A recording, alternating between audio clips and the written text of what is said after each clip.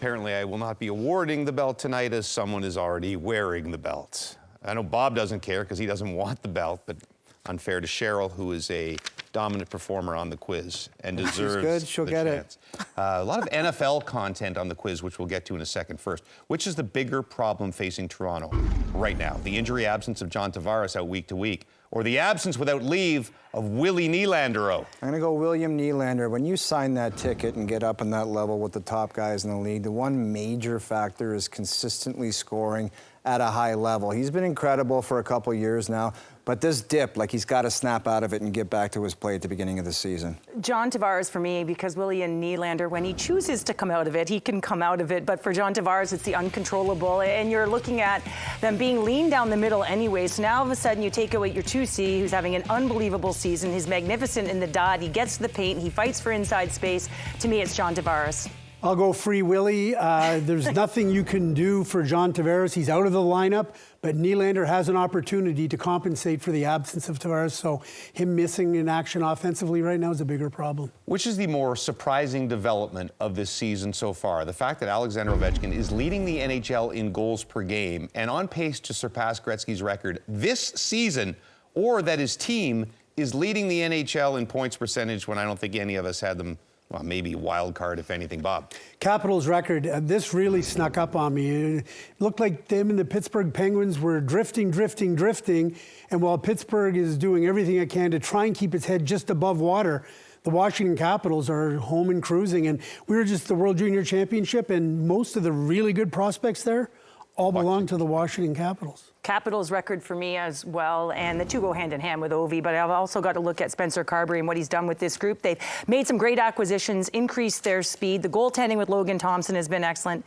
I'm surprised, but it's Washington Capitals. Are you just trying to look leaner? Because you already look lean enough. You don't need to, look bodybuilder lean. I just look good, and there's no other way around it. That's true. I'm going with the Ovi goal scoring. Putting eyes on him at the beginning of the last year, I was like, the gray hair is coming in. He's not moving around that good.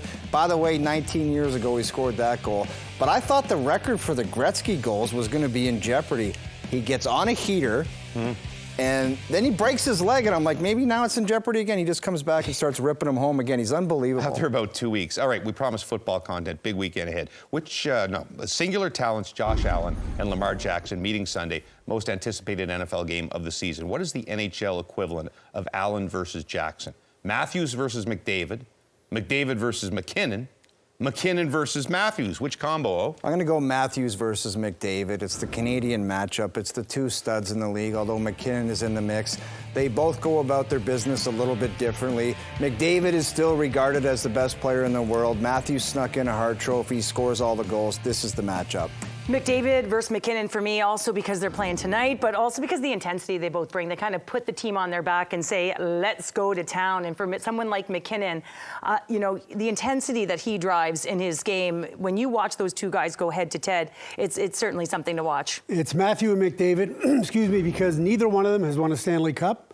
And Jackson and Allen are looking to win a Super Bowl, and one of them's going home empty-handed this weekend, the other with an opportunity to do it.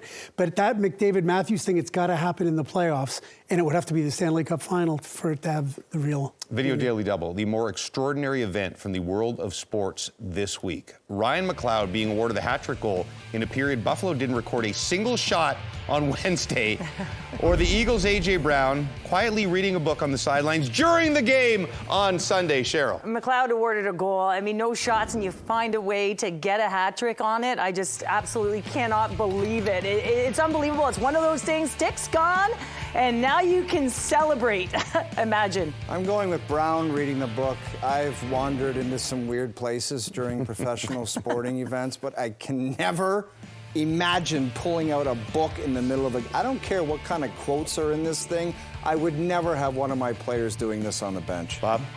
McLeod, the awarded goal. I've been in this game for 40-plus years. I don't ever remember seeing that. Maybe it happened and I just don't remember because I'm old, but I don't think so. You know, that A.J. Brown book has gone to #1 on the bestseller list, so promotion. I think anyone who would shamefully promote something like that during a sporting event, that's just ridiculous.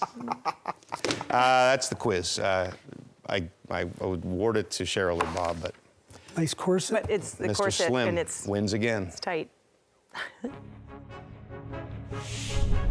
This quiz is presented by Harvey's, where the 2 for $8 promo is back. Get 2 original or veggie burgers topped your way for $8, only until January 26th.